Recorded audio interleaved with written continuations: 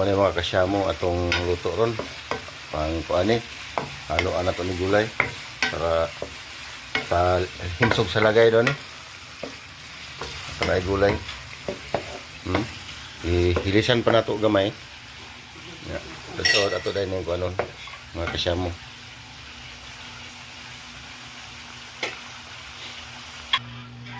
Kani mo ni pagprito.